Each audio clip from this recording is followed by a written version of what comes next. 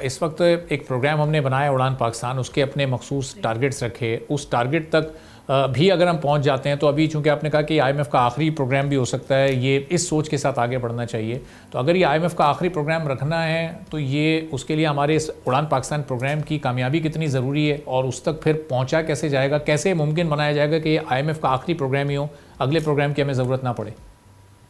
जी, जैसे मैं अर्ज कर रहा था कि अगर हम एनर्जी में स्ट्रक्चर रिफॉर्म कर लें, यानी कि मेरा ख्याल है डिस्ट्रीब्यूशन को प्राइवेटाइज करना चाहिए। डिस्ट्रीब्यूशन हुकूमत के बस का रोक नहीं है, उसमें फिर लाइन लॉसेस, करप्शन आप देख रहे हैं कितनी, और फिर उसकी कॉस्ट जो है नीचे लाने के लिए रिन्यूएबल के एडिशन इजाफा करना बहुत जरूरी है, क्योंकि एनर्जी अच्छा कॉस्ट इकराम के साहब, बगैर कता तो कोई कलामी की इंतहाई एनर्जी। माजरत, लेकिन ये डिस्ट्रीब्यूशन कंपनीज़ को हमने देखा कि प्राइवेटाइज होने के बाद भी के इलेक्ट्रिक की एक मिसाल हमारे सामने मौजूद है, जो कि अब गवर्नमेंट पर ही डिपेंड कर रही है अपने रिकवरी लॉसेस को पूरा करने के लिए, और फिर वहाँ नेपरा की तरफ से उनको किसी हद तक फैसिलिटेट भी किया जा रहा है। तो इस प्राइवेटाइजेशन का जो एक्चुअल फ़ायदा होना था वो तो हम होता नहीं देख रहे। जी, वो इसलिए नहीं हो सका कि हमने कंपटीशन तो रखा नहीं, वो भी फिर एक हुकूमती मोनोपोली से एक इंडिविजुअल मोनोपोली बन गई है।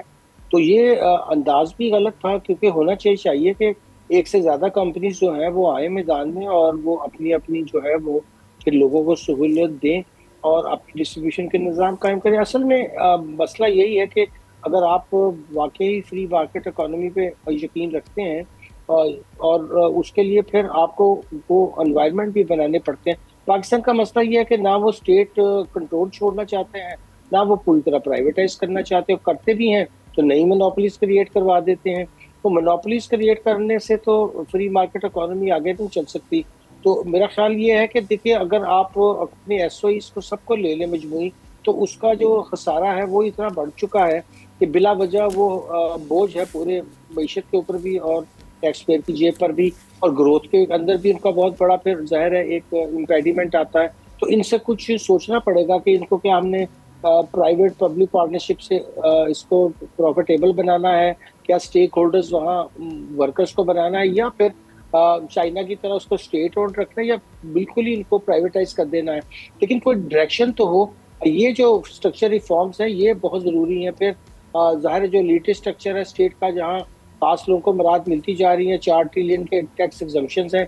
अब जहाँ 4 ट्रिलियन के टैक्स एग्जम्पन्स हैं वहाँ आप मजीद टैक्स लगा रहे हैं, तो आप उन एग्जम्पन्स को खत्म कर दें तो आपका टैक्स वैसे 4 ट्रिलियन बढ़ जाएगा।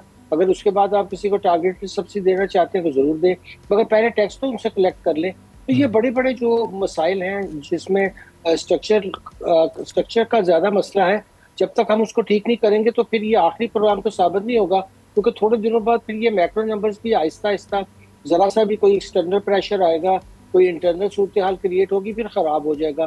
तो जोर इस बात पे देना चाहिए कि अब बजट के अंदर स्ट्रक्चर रिफॉर्म्स का जो काम बहुत डिले हो गया था, और मुझे उम्मीद है कि वज़ीर ख़ज़ाना मोहतरम औरंगज़ेब साहब बहुत इसके बारे में संजीदा भी हैं और इदराक भी रखते हैं, तो वो इसको कर गुजरेंगे। और अगर हमने इसको 2-1 बजट्स में कर लिया तो फिर अगले समझिए कि तीसरे साल में पाकिस्तान को इसके मुनासिब डिविडेंड भी मिलेंगे और हम आईएमएफ से भी अपनी जान छुड़ाने में कामयाब होंगे। सही। और एक आखिरी सवाल इकराम साहब, किसी भी टेक्निकल टर्म में जाए बगैर एक आम आदमी के लिए अगर बिल्कुल सिंपल और सादा अल्फाज में आप इसको समझा सकें कि इस बजट में एक आम आदमी के लिए कोई बेहतरी के मौके मौजूद हैं, कुछ अच्छा या तब्दील होने जा रहा है, या जो एक रवायती सिलसिला रहा है बजट का वही सूरत हाल रहेगी?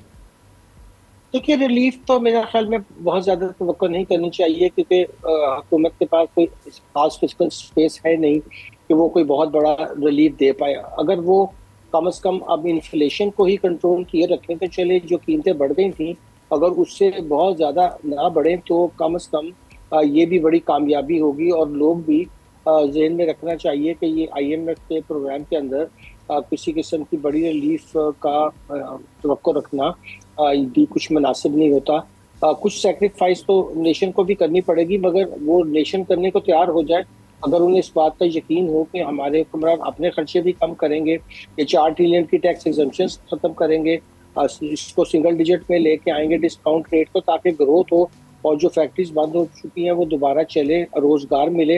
अगर हमने अपनी ग्रोथ को जैसे 4.5 से ऊपर 2-3 साल भी सस्टेन कर लिया तो फिर पूरी उम्मीद है कि लोगों को भी रिलीफ आने वाले दिनों में मिलेगा, नया रोजगार भी मिलेगा और इनकम पर कैपिटा भी बढ़ेगी।